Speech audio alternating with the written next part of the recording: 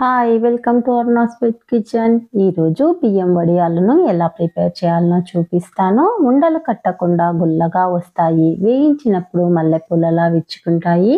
ఇవి పెట్టుకోవటానికి మురుకుల పావులతో అవసరమే లేదు. ఈజీగా పెట్టేసుకోవచ్చు. ఇలా చేసుకొని 2 years వరకు స్టోర్ చేసుకోవచ్చు. టేస్ట్లో ఎలాంటి మార్పు అయితే ఉండదు. మెజర్మెంట్స్ టిప్స్ అన్నీ చెప్తాను. వీడియోను స్కిప్ చేయకుండా చూసేయండి. మరి ప్రాసెస్ని స్టార్ట్ చేసేస్తాము. ఇందుకోసము ముందుగా 3 గ్లాసుల రేషన్ బియ్యం అయితే తీసుకున్నాను. రేషన్ బియ్యమే కాదు, నార్మల్ రైస్తో కూడా చేసుకోవచ్చు.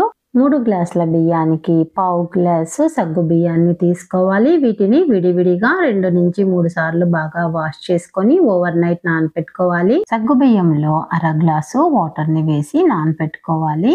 1 గ్లాస్ బియ్యంకు 4 గ్లాసుల వాటర్ని తీసుకోవాలి. మనము 3 గ్లాసుల బియ్యం తీసుకున్నాం కాబట్టి 12 గ్లాసుల వాటర్ని ఒక పాత్రలోనికి మెజర్ చేసుకోవాలి. నానపెట్టుకున్న బియ్యంను మిక్సీ జార్లోని వేసి వాటర్ని వేసి మెత్తగా పిండిని రుబ్బుకోవాలి. పిండి రుబ్బుకోవడానికి మనం యూస్ చేసే వాటర్ మెజర్ చేసి పెట్టుకున్నాం కదా పాత్రలో, ఆ వాటర్నే యూస్ చేసుకోవాలి. ఎక్స్ట్రా వాటర్ని వాడకూడదు.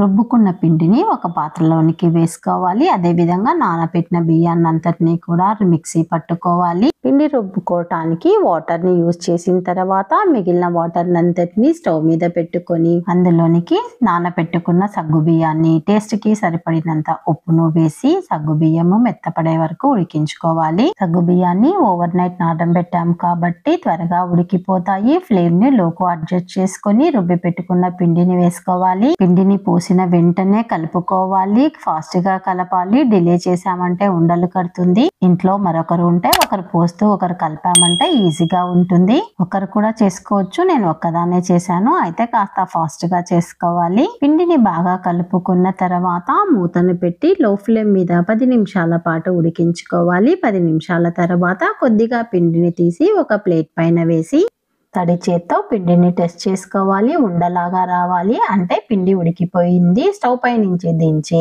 వీటిని 6 భాగాలుగా చేసుకున్నాను. ఒక దాంట్లో పింక్ ఫుడ్ కలర్ ని యాడ్ చేసి బాగా కలుపుకోవాలి. ఇదే విధంగా మరొక పార్ట్ లో ఆరెంజ్, గ్రీన్, ఎల్లో, రెడ్ ఇలా కలర్స్ అయితే కలుపుకొని ఒక దాంట్లో కలర్ కలపకుండా వైట్ గా అలాగే ఉంచేసాను. వడియాలు కలర్ఫుల్ గా ఉంటే పిల్లలు ఇష్టపడతారని కలర్ వేసాను. మీకు ఇష్టం లేకపోతే స్కిప్ చేసేసేయండి.